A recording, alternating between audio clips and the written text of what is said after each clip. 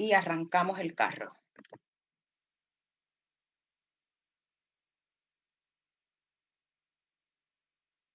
Bien, la semiología agrupa entre sus bases fundamentales los signos y los síntomas, que es por donde comienza toda la historia de la investigación que vamos a hacer en la práctica, es una investigación médica que nos va a llevar nos conduce, nosotros vamos a ir junto con el paciente haciendo un camino para poder conducir las consultas médicas, tanto ambulatorias como hospitalarias, y que nos va a llevar a un entendimiento de el motivo de consulta, que no es más de el por qué esa persona, ese paciente, acudió a nosotros.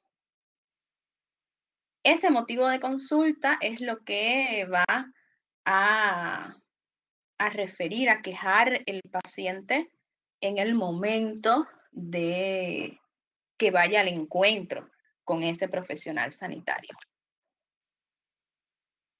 Entonces vamos a plantearnos la primera pregunta. ¿Qué estudiará la semiología médica? Bien, si vamos a la historia, esta cátedra tiene un origen etimológico.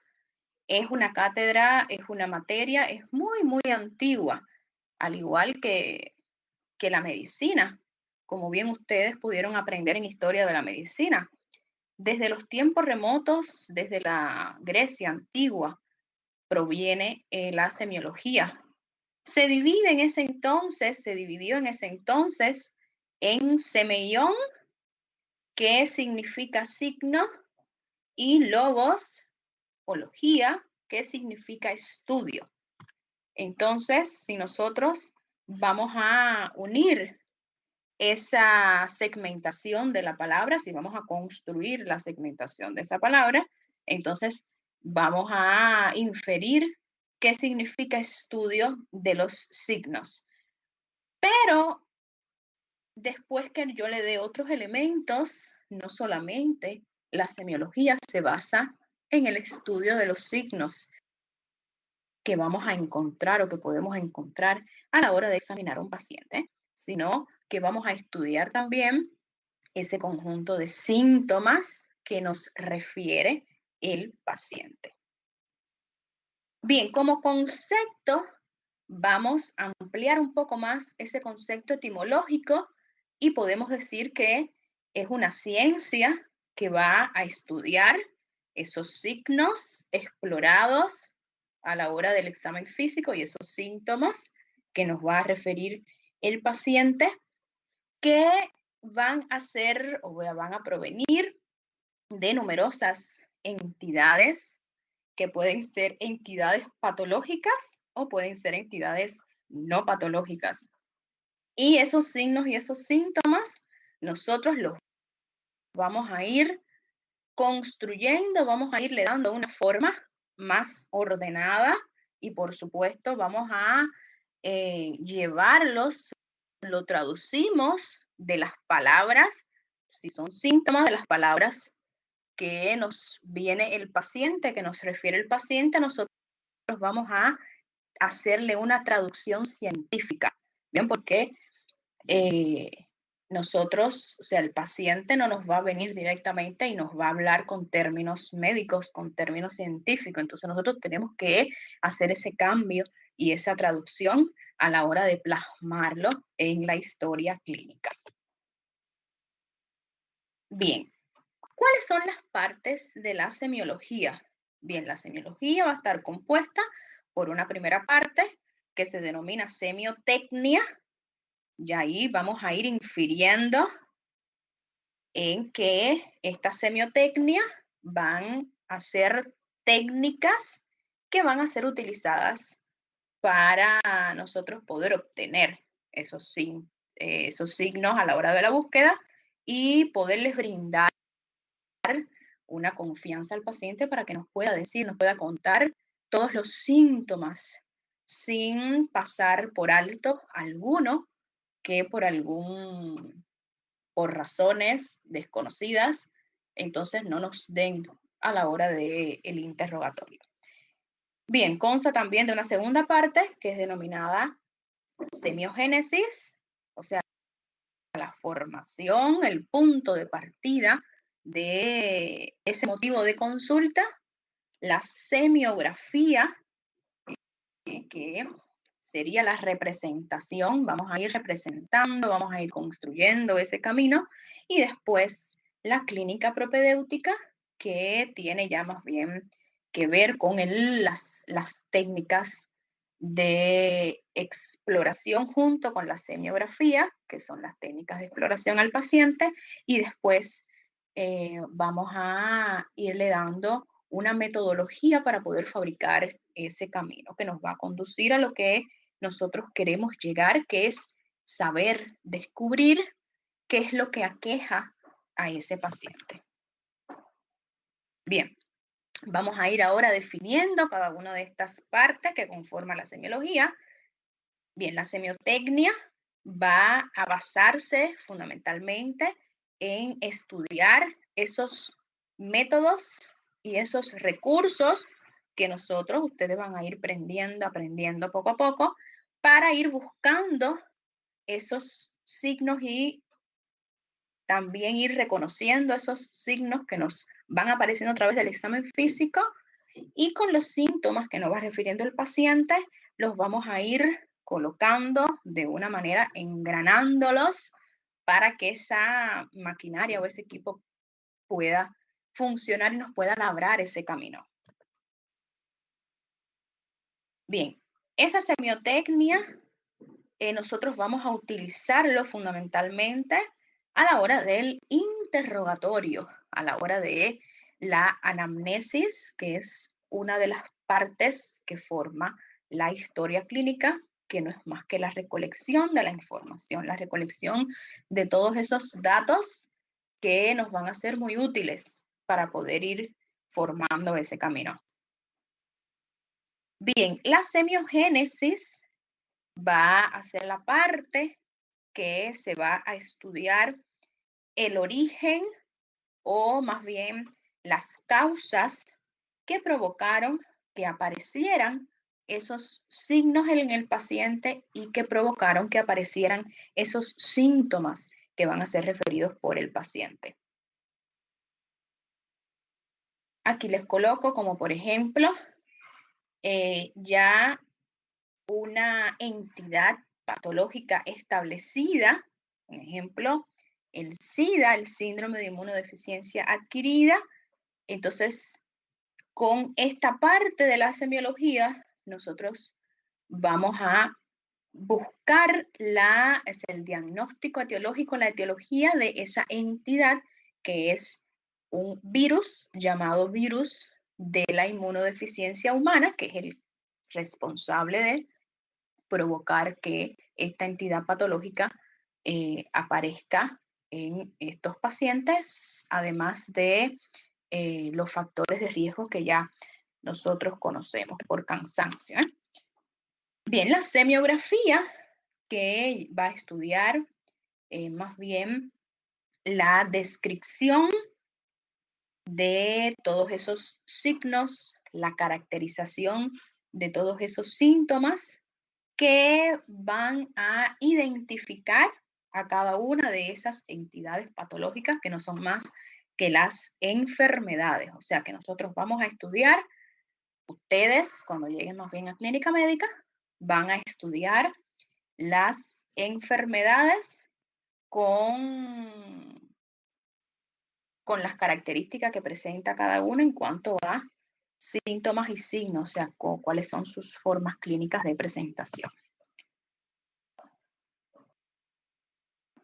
Bien, ejemplo de la semiografía: nos puede llegar un paciente con un aumento de volumen en cara, y entonces nosotros vamos a ir con la semiografía en búsqueda de los signos que podemos encontrar y después lo enriquecemos con los síntomas que nos aporta el paciente para poder entonces llegar a un diagnóstico, que no tiene que ser exactamente la angina de Ludwig, sino cualquier otra enfermedad que pueda presentar ese paciente, y cuando nos llega a nosotros vamos a hacer un estudio de qué es lo que puede tener ese paciente.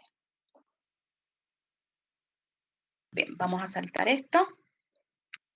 Y después la parte de la propedéutica clínica, que es lo que nos enseña esas técnicas que tenemos que cumplir metodológicamente para poder explorar al paciente, y que también nos enseña ese conjunto de métodos y ese conjunto de procedimientos para nosotros poder obtener esos síntomas y poder entonces identificar los signos, que no es más que lo que les voy a hablar en la próxima clase, para poder construir la historia clínica, y que son los pilares fundamentales del examen físico, como son la inspección, como es la palpación, la percusión y la auscultación.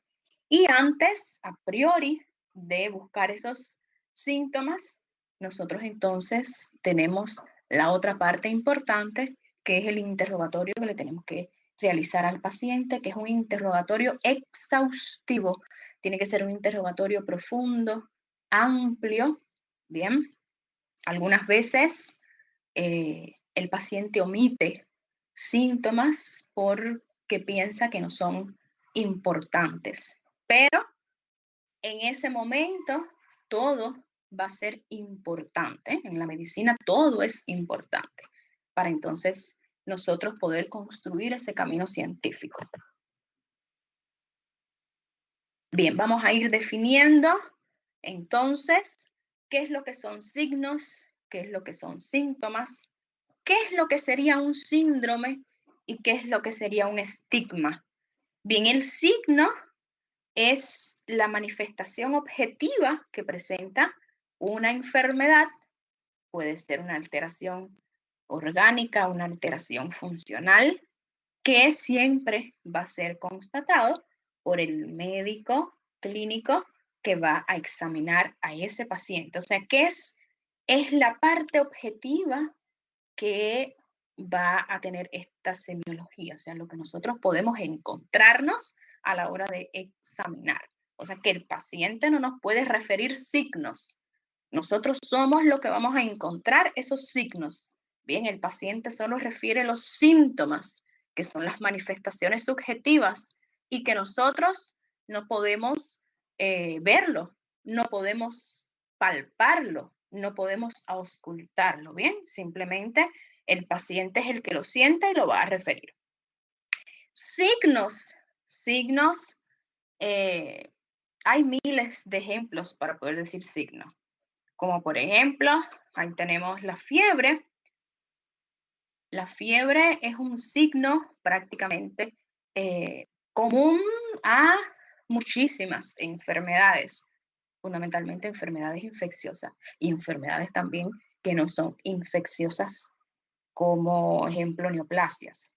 Y tenemos otro ejemplo que podemos citar, la ictericia, que es la coloración amarillenta de piel y mucosas, que podemos buscar ese signo al examen físico con la simple inspección, con el simple hecho de mirar y observar al paciente. Estos signos tienen una clasificación. Tenemos signos cardinales o signos que son esenciales, que estos signos esenciales nos orientan, nos dan una mejor orientación para poder diagnosticar enfermedades. O sea que hay entidades patológicas que solo con el hecho de nosotros encontrar su signo cardinal ya nos van a llevar nos dan un camino directo para el diagnóstico de esa enfermedad. Hay otros signos que son signos comunes, se pueden denominar signos concurrentes o signos accidentales. Estos signos comunes no son tan importantes como lo son los signos cardinales, pero estos signos comunes van a acompañar a la enfermedad y también nos van a dar una orientación para diagnosticar esa enfermedad. Una orientación que puede llegar a ser una orientación precisa. Bien. Están los signos patoneumónicos, que son los signos que van a ser determinados por esa patología, por esa enfermedad. Y que esos signos patoneumónicos sí nos colocan en un ascensor y nos dirigen al piso, al andar específico, que cuando se abre la puerta de ese ascensor, ahí tenemos a la patología, ahí tenemos a la enfermedad. O sea, nos llevan directo al diagnóstico de esa enfermedad. Están los signos negativos que nosotros podemos encontrar en el examen físico, pero que no nos conducen directamente al camino que nosotros queremos ir, pero que tampoco podemos dejarlo de lado, porque puede ser que ese signo esté dentro de ese bagaje amplio de signos que presenta esa enfermedad. Están los signos positivos, que esos signos positivos son los signos que voy a tomar más importantes, que nos van a conducir por el camino de el diagnóstico de una enfermedad. Y que son esos signos que le van a ser propios y que son inherentes a esa patología. Tenemos los signos pronósticos, que nos sirven para poder tener un pronóstico del estado del paciente, y que casi siempre ese pronóstico nosotros nos guiamos por esos signos que son los llamados signos de gravedad de una enfermedad, para poder entonces decir si el pronóstico de mi paciente es un pronóstico crítico, un pronóstico grave. Bien. Y tenemos también los signos, que son signos etiológicos, que nos van a conducir, nos orientan hacia el origen, el nacimiento de esa enfermedad. Bien. También aquí vamos a ir dando algunos ejemplos. Aquí tenemos un signo patoneumónico de la sífilis, específicamente la sífilis congénita. Acuérdense que habíamos denominado al signo patoneumónico como el sello, la expresión de una enfermedad. A la hora de observarlo, ya nos conduce directamente hacia el diagnóstico de esa enfermedad. Entonces, en esta fotografía, nosotros estamos observando un signo patoneumónico de la sífilis congénita, que son los dientes de Hutchinson. Y este signo, junto con otros dos, van a formar la llamada triada de Hutchinson, que la van a estudiar cuando lleguen a dermatología, y que hay un apartado que se habla de la sífilis. Bien. Entonces tenemos también otros signos patoneumónicos, como por ejemplo el pulso de Corrigan, que es un pulso saltón, también se le puede denominar, que también es un signo patoneumónico de una entidad llamada insuficiencia aórtica. Bien, como otra denominación importante que ustedes deben de saber, están los estigmas. Los estigmas no son más que aquellas secuelas que quedan de haber sufrido ese paciente una enfermedad. Por tanto, nosotros también podemos definirlo como ese signo que va a perdurar durante un tiempo bastante importante en ese paciente. Y uno ve los ejemplos, es lo que acabamos de ver, que serían los dientes de Hutchinson, que también es un estigma de la sífilis congénita. También podemos mencionar relacionado a la sífilis los estigmas neurológicos que presenta esta entidad de infección de transmisión sexual. Aquí tenemos ejemplos de estos estigmas.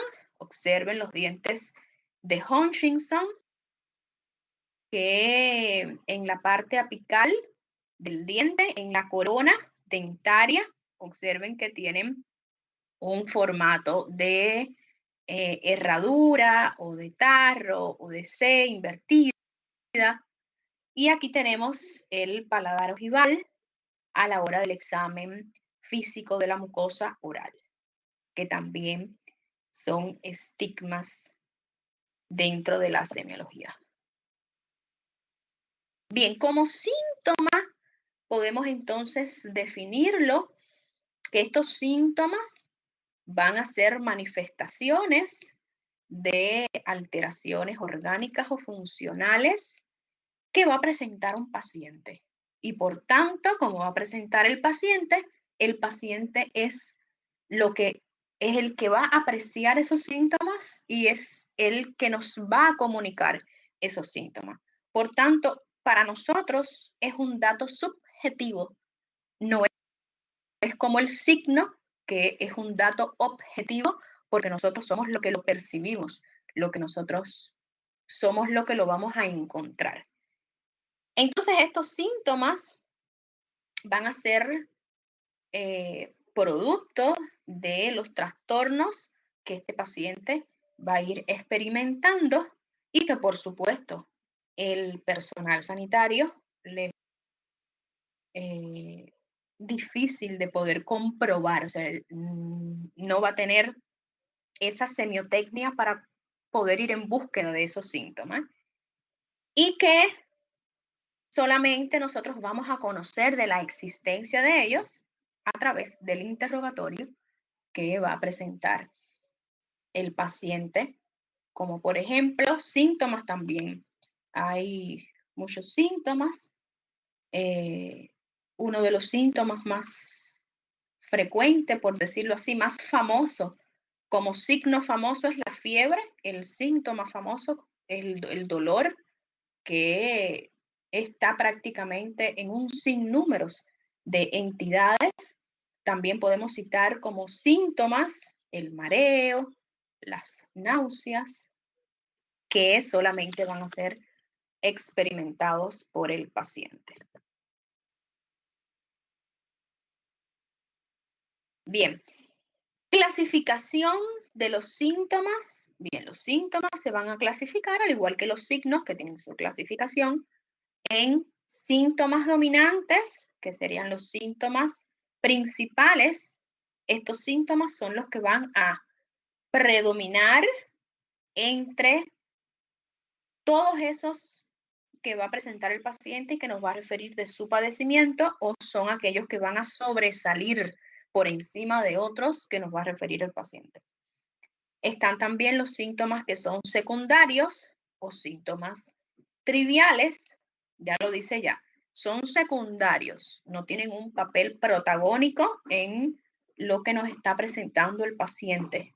Por lo tanto, estos síntomas que son secundarios, nosotros no podemos darle esa importancia como los síntomas dominantes.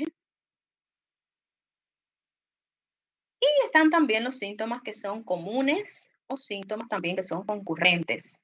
Estos síntomas comunes se van a presentar en muchas patologías, como bien les di el ejemplo del síntoma más famoso, que es el dolor, el cual lo vamos a ver inmerso en un sinnúmero de patologías médicas. Bien, también podemos clasificar a estos síntomas según el valor que ellos presentan a la hora del diagnóstico, o sea, según su valor para poder llegar a un diagnóstico.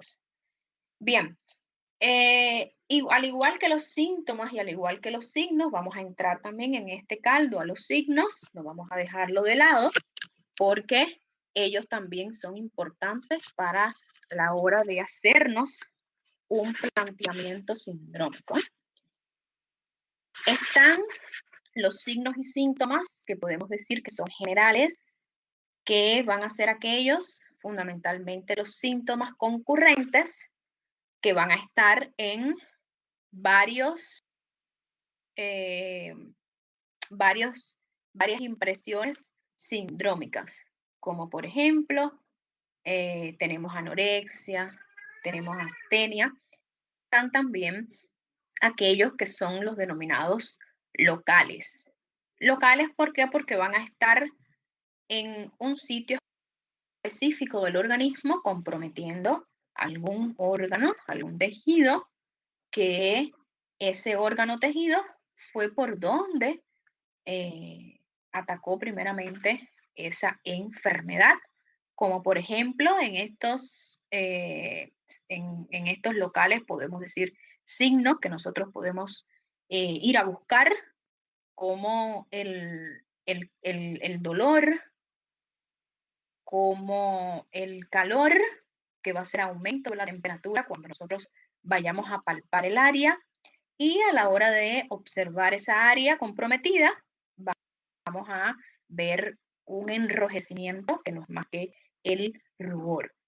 Todo esto nos puede conducir a un pensamiento que podemos tener a la hora del interrogatorio y a la hora del examen físico de ese paciente, a pensar en lo primero que vamos a identificar es que ese sitio presenta una inflamación. ¿Por qué? Porque tenemos los signos cardinales de la inflamación.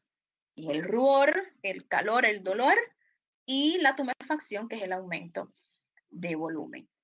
Y que por lo tanto esa inflamación, esos signos cardinales de la inflamación corresponden también a un sinnúmero de entidades patológicas y que por lo referido del paciente, por lo que nosotros vamos a encontrar en el examen físico, ya nosotros vamos a estar infiriendo, como por ejemplo que presenta una fractura ósea, y después esa impresión que nosotros tenemos diagnóstica, vamos a corroborarla, vamos a complementarla con los exámenes complementarios que le vamos a indicar ante esa sospecha diagnóstica que tenemos, que sería un examen de imagen radiológico, una radiografía, en el lugar o en la localización que nosotros encontremos esos signos.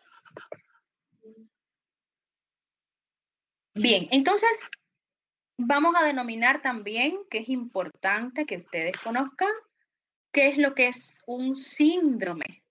Un síndrome va a agrupar un conjunto de síntomas que va a ser referidos por el paciente y por un conjunto de signos que nosotros vamos a encontrar en el examen físico.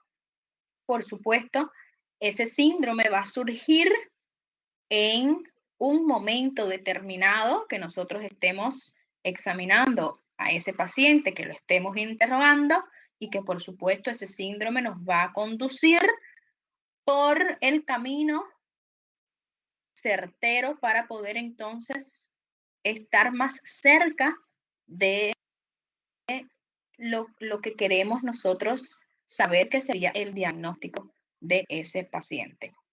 Por supuesto, ese síndrome, esos signos y esos síntomas, para poder armar un síndrome, no puede ser a lo loco, no es una cosa alocada, no es como yo quiera, no es como el paciente quiera referirme. O sea, el paciente me puede referir todo lo que él se siente. Yo puedo encontrar signos, múltiples signos. Ahora bien, ¿cómo yo voy a armar ese síndrome? Yo voy a escoger los síntomas y los signos que van a tener una relación etiológica, que van a estar o pueden estar relacionados genéticamente o pueden estar relacionados patológicamente. Bien.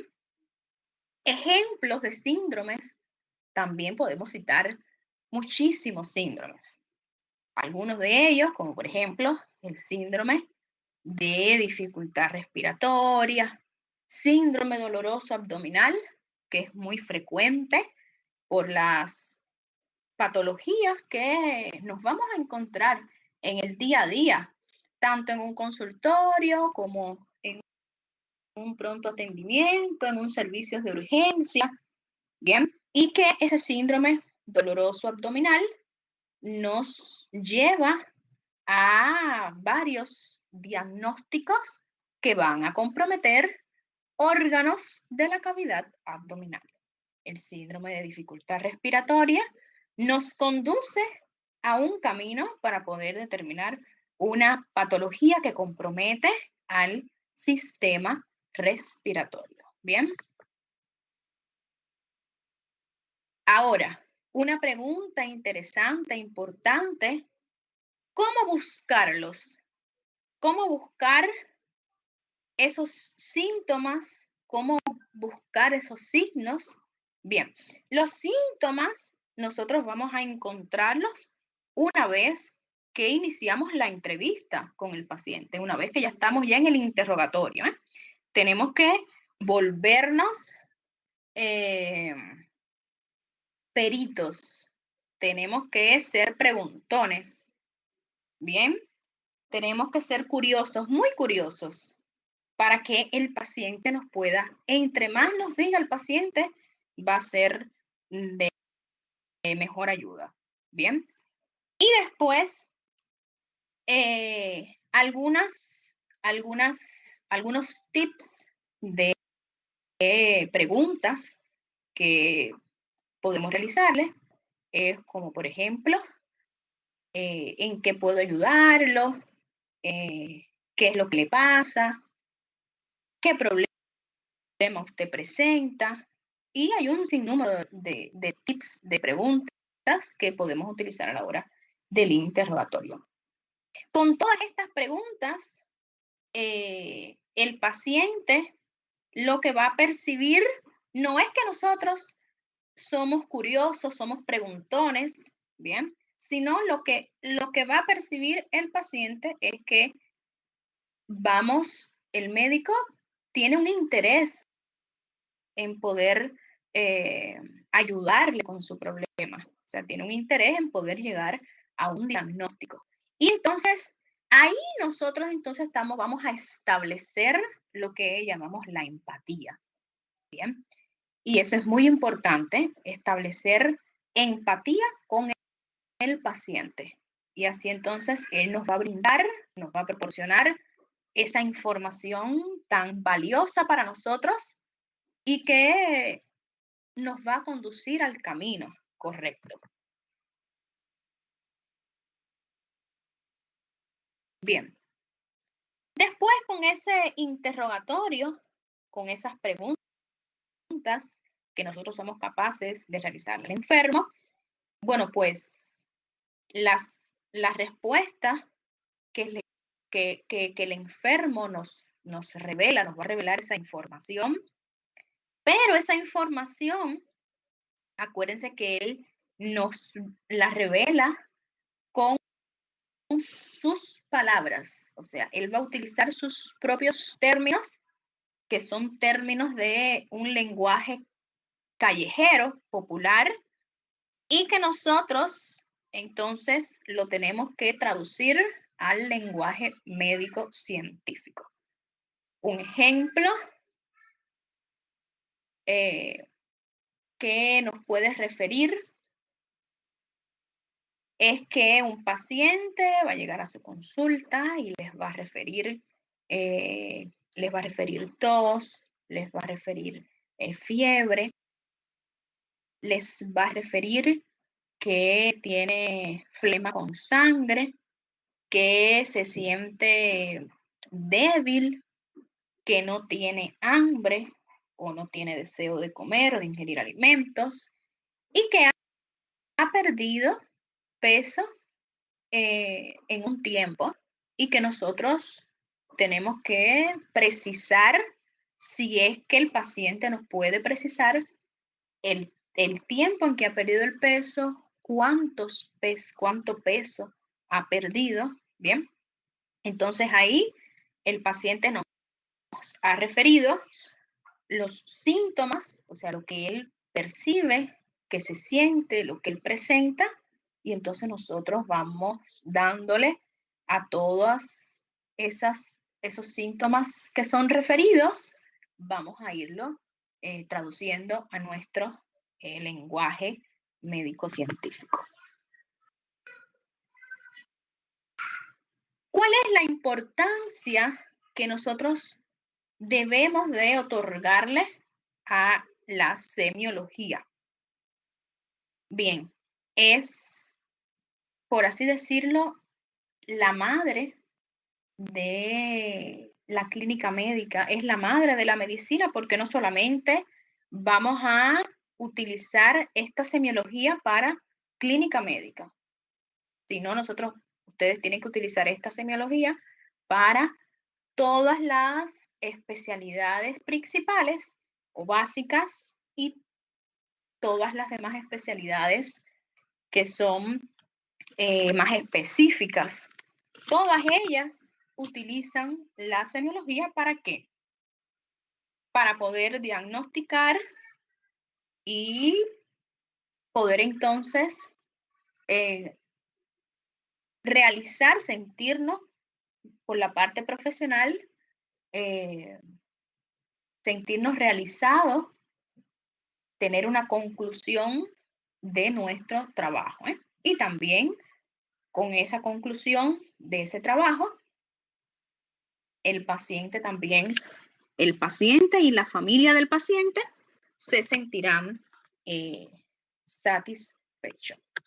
Aquí yo les dejo un pequeño mensaje que dice: estimado estudiante, bienvenido a este mundo de la semiología.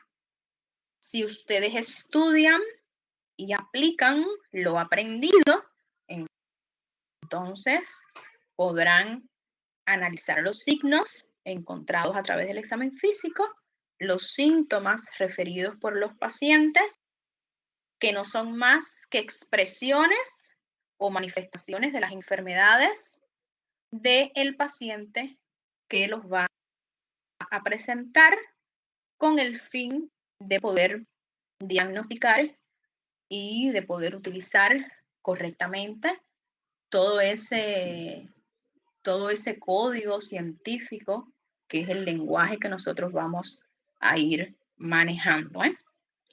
¿Cómo se aprende todo esto que yo les he dicho y que vamos a ir viendo durante este camino?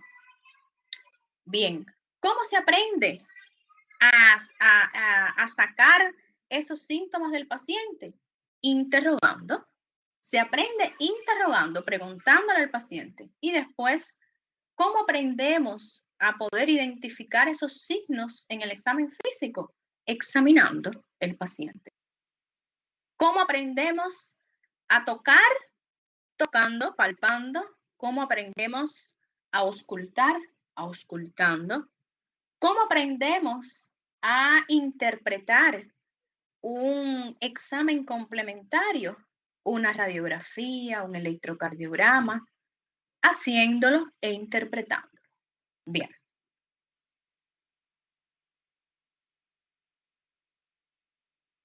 Entonces, vamos también en esta parte de la semiología a definir qué es entonces ese diagnóstico, qué sería ese final brillante y exitoso del camino que vamos a transitar cuando seamos profesionales sanitarios.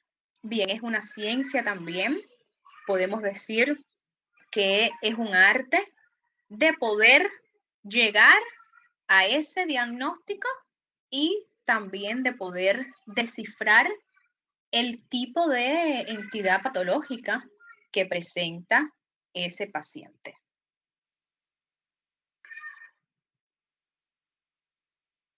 ¿Cuál sería la importancia de poder llegar con la semiología, con la propedéutica clínica al diagnóstico?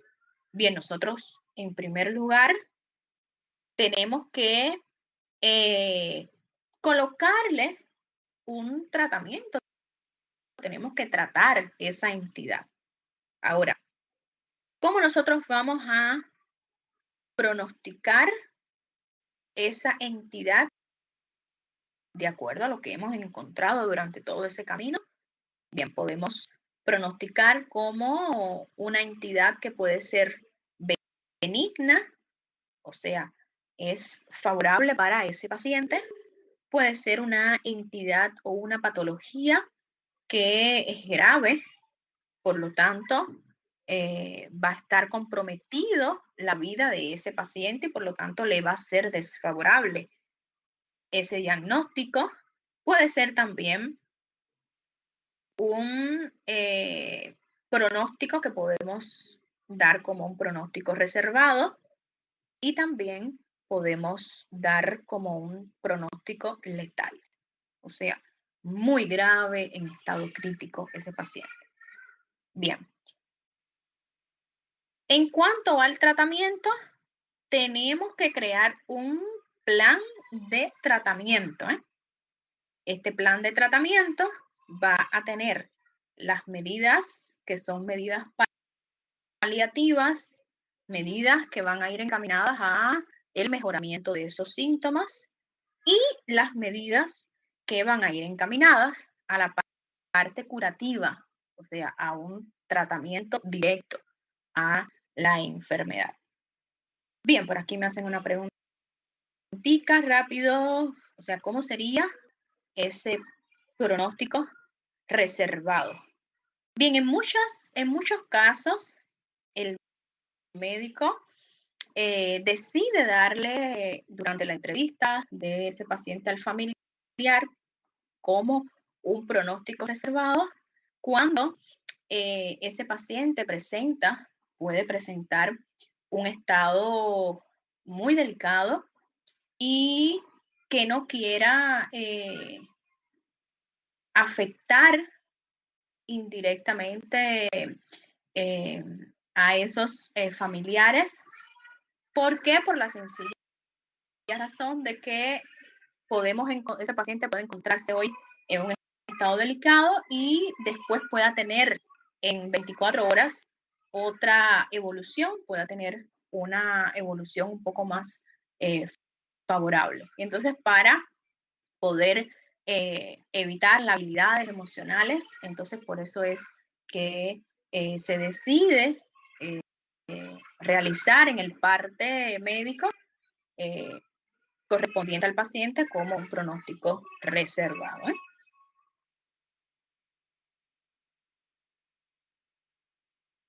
Bien, clasificación del diagnóstico. ¿Cómo vamos a clasificar los diagnósticos? Bien, está el diagnóstico clínico. El diagnóstico clínico es cuando nosotros pensamos en una enfermedad y la podemos diagnosticar libremente, con seguridad y confianza, a través de los métodos clínicos que voy a emplear, a través de mi interrogatorio, de mi anamnesis y a través del examen físico, sin necesidad de tener a mano ningún examen complementario. Bien, que eso sería lo ideal, eso es lo fantástico que a todo médico le pudiera ocurrir. O sea, diagnosticar con el método clínico. Bien, está también el diagnóstico etiológico, que es el diagnóstico que nosotros vamos a referir cuando sabemos las causas de esa enfermedad, como por ejemplo, enfermedad de origen viral, enfermedad de origen bacteriana, enfermedad de origen micótica, enfermedad de origen parasitaria. Esa es la etiología de esa enfermedad, o sea, la causa que produjo a que apareciera esa enfermedad. Y también tenemos el diagnóstico fisiopatológico, que nos va a indicar fundamentalmente las alteraciones funcionales que ocurrió en el organismo de ese paciente producto a esa enfermedad. O sea que nosotros vamos, una vez que a través de los síntomas o a través de los signos que podemos encontrar, nosotros entonces ya vamos a ir sabiendo fisiopatológicamente cómo es que ese órgano o ese tejido fue de cierta manera comprometido para poder entonces manifestarse de esa manera a través de esos síntomas y a través de esos signos. Bien, ¿cómo clasificamos el diagnóstico? Bien, el diagnóstico se clasifica como un diagnóstico diferencial. Este diagnóstico diferencial se obtiene cuando nosotros hacemos el planteamiento sindrómico. Después del interrogatorio, que es lo primero, después del examen físico, que es lo segundo que vamos a realizar, lo tercero es el planteamiento sindrómico, o sea, vamos a ir planteando síndromes que puedan estar compuestos y que por supuesto tengan relación los síntomas con los signos que vamos a encontrar. Y ese diagnóstico diferencial es un ejercicio práctico, es un ejercicio científico que hacen los médicos día a día. Y que ese diagnóstico diferencial lo que va a hacer es que el médico plantee varias entidades, varias enfermedades que correspondan a ese planteamiento sindrómico o a ese síndrome con el cual nos quedamos, porque es el que va a estar más relacionado a esos síntomas y a esos signos. Tenemos también otro tipo de diagnóstico, que es el diagnóstico presuntivo. El diagnóstico presuntivo, o sea, cuando preguntamos cuál sería el diagnóstico presuntivo de este paciente, es el que nosotros vamos a identificar a través de todos estos procedimientos que le he mencionado, como el posible, bien, qué sería el diagnóstico de ese paciente. O sea, que sería un diagnóstico posible para, en el caso de ese paciente. Y también tenemos el otro tipo de diagnóstico, que es el diagnóstico definitivo. Ese diagnóstico presuntivo, nosotros podemos inferirlo con el método clínico. Bien, ahora el diagnóstico definitivo, nosotros tenemos que inferirlo cuando hemos realizado todo lo que tenemos que realizar. Método clínico y los exámenes complementarios que nos van a complementar o nos pudieran en algún momento dado confirmar el diagnóstico del paciente. Bien, claro hasta ahí, diagnóstico presuntivo, diagnóstico definitivo. O sea, con el diagnóstico definitivo es con el que ya va a cerrar con broche de oro todo ese trabajo que nosotros vamos a realizar y es lo que va a tener el paciente. O sea, es la patología que va a tener, pero que va a ser confirmado, que no hay duda, bien, que no nos quedó que no nos quedó volando por nuestra mente algo que no tenemos sujeto que no tenemos bien atado. Bien. Buen día, Domingo. Un placer nuevamente tenerlo a usted en esta cátedra. Vamos a ver, Domingo, qué nos pregunta. Bien, en caso de una urgencia, suma urgencia, que bueno, en este caso sería en el caso de una emergencia, igual se debe de efectuar el interrogatorio. Bien, igual, Domingo, pero tenemos que abreviar. O sea, tenemos que, en lo que vamos preguntando, Domingo, tenemos que ir examinando, ¿eh? Y eso tiene que ser con ayuda de los enfermeros, ¿eh? Enfermeras o enfermeras. Tenemos que ir rápido con los signos vitales, nosotros vamos a ir, el médico va a ir examinando rápido los puntos más importantes y de ahí preguntar lo que nosotros consideramos, ¿no?, más importante. Ya después, en caso de que, por supuesto, el paciente no muera, bien, después de que se estabilice un poco, entonces ahí se tendría que hacer el interrogatorio, que es más exhaustivo. Bien. En el caso de que no contemos con la participación directa en el interrogatorio por el paciente, entonces tenemos que auxiliarnos del familiar o del acompañante que tenga ese paciente. Bien. Bien, entonces, queridos, ya hemos finalizado esta primera aula del día de hoy de la semiología. Aquí les dejo una pintura muy bonita, un paciente con un médico a su lado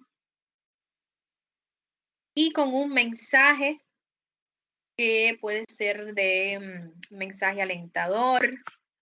El médico bien formado es aquel que, además de conocer de la medicina, tiene vocación humanista y que esa vocación se va cultivando la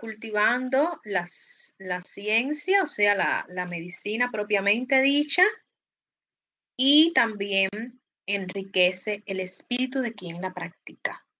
Bien, o sea que todo esto que nosotros vamos a ir aprendiendo, nosotros tenemos también que ir aprendiendo esa parte humanista que infelizmente en algunos casos no se practica o no se tiene, solamente se cuenta con un profesional que presenta la parte científica y no humanista. Y eso es muy importante, tener los dos de la mano, la parte humanista y la parte científica. Porque ante todo nosotros vamos a tratar y nosotros vamos a ayudar a personas, a seres humanos. Nosotros no vamos a trabajar con una nave, nosotros no vamos a trabajar con una piedra, no vamos a trabajar con un edificio. Bien. Yo les coloqué, Cristiano me hace una pregunta de cuál es el libro. Yo les coloqué, les subí en la plataforma el Suros y le coloqué le coloqué otro libro que son técnicas exploratorias de Barey y Californiano. Les coloqué esos dos. Bien.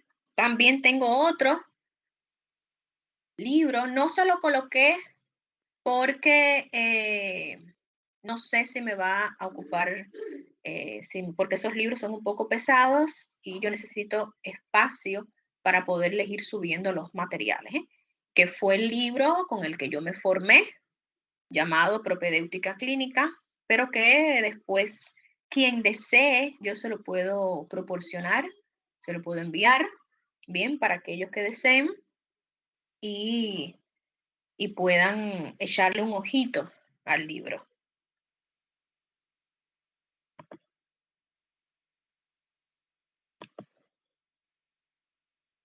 Entonces, ya me resta poderles invitar mañana a otro encuentro, a una segunda clase y seguir transitando por este mundo de la semiología médica. Qué bueno que nos volvemos a encontrar. Isbanil, Dara, Raquel. Raquel, saludos a tu papá y otros también que fueron alumnos míos en biología o en histología. Vamos a estar compartiendo nuevamente. Acuérdense que esta conferencia queda después disponible para ustedes. Bien.